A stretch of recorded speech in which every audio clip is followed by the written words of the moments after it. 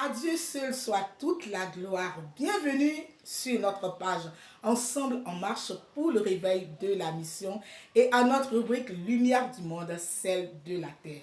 Le missionnaire Guédé est celui-là qui est chargé aujourd'hui encore de nous apporter la nourriture spirituelle. Je voudrais vous encourager à liker, à partager.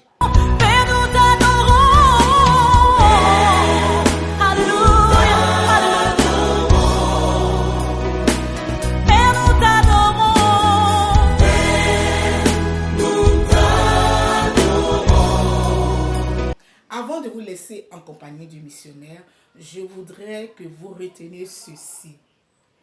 Même si les épreuves semblent longues, ta confiance en Dieu ne sera jamais vaine. Donc, frères, sœurs, prends courage. Maintenant, nous écoutons le missionnaire.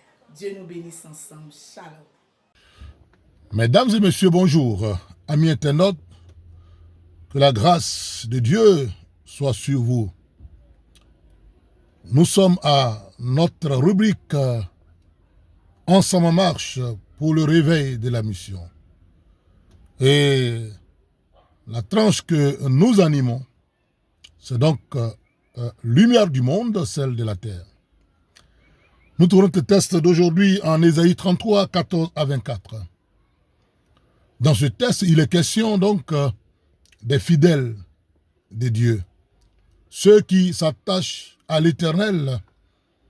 Quelle est leur relation avec ce Dieu et comment ils devront donc se comporter, vivre donc dans cette présence de Dieu. Alors ce matin, je voudrais parler des caractéristiques, donc des caractères du gouvernement de Dieu. Oui, chers frères, chers sœurs, chers amis, parler des caractères du gouvernement de Dieu, c'est parler des valeurs du gouvernement de Dieu, des principes qui régissent le gouvernement de Dieu, car en tant que chrétiens, en tant qu'enfants de Dieu, nous avons donc le devoir, donc l'honneur de vivre selon donc ces caractères dans le gouvernement ou dans la présence de Dieu. Quels sont donc les caractères de ce gouvernement, de donc ce monde sur lequel règne le Seigneur, notre Dieu? Alors devons-nous savoir que l'Éternel est notre juge. Il est notre juge. Vous savez, le juge, c'est celui qui a le pouvoir et l'autorité de dire le droit. C'est un arbitre pour donc se prononcer sur les différends. Bien-aimés frères et sœurs, Romains 14, 9 nous dit qu'à Christ est mort et il a vécu afin de dominer sur les morts et sur les vivants. L'Éternel est juge. Nous devons le savoir. Le Dieu que nous adorons, il est juge. Il juge nos actions. Il juge nos actions cachées. Il juge nos actions publiques. L'Éternel est juge. Et ce qui est intéressant, c'est que l'Éternel est un juste juge. Ecclésiaste 12, 16 dit, car Dieu amènera toute œuvre en jugement au sujet de tout ce qui est caché, soit bien, soit mal. L'Éternel te voit, il voit tes actions, il juge les œuvres des nations. Donc ils diront, mais l'Éternel est trop lent dans son jugement. Oui, c'est parce que Dieu est lent que tu es sauvé. C'est parce que Dieu est lent que toi tu vis. Sinon, il y a des actes que nous avons posés, il y a des actions que tu as posées qui méritent que tu ne vives même pas. Alors, ce n'est pas pour les autres qu'il faut dire à Dieu d'être impatient, mais ce qui est important de savoir, c'est que l'Éternel est juste dans ses jugements. Voilà pourquoi je voudrais vous encourager, vous qui m'écoutez, à vivre honnêtement, à vivre de façon sérieuse. Vivons dans l'obéissance, donc à la vie, à la voix de Dieu, dans ce gouvernement de Dieu. Ecclésiaste 12, 1 dit, « Jeune homme, réjouis-toi de ta jeunesse. Donc livre ton cœur à la joie pendant les jours de ta vie, de ta jeunesse. Marche dans les voies de ton cœur. donc selon le regard de tes yeux. Mais sache que pour tout cela, Dieu t'appellera en jugement. Oui, Dieu t'appellera en jugement. Et il est juste.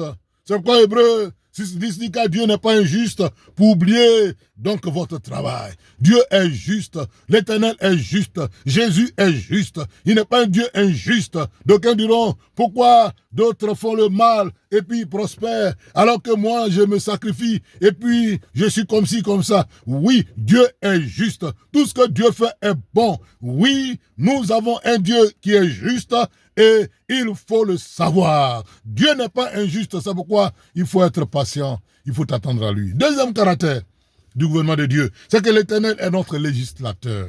Le législateur, c'est qui le législateur?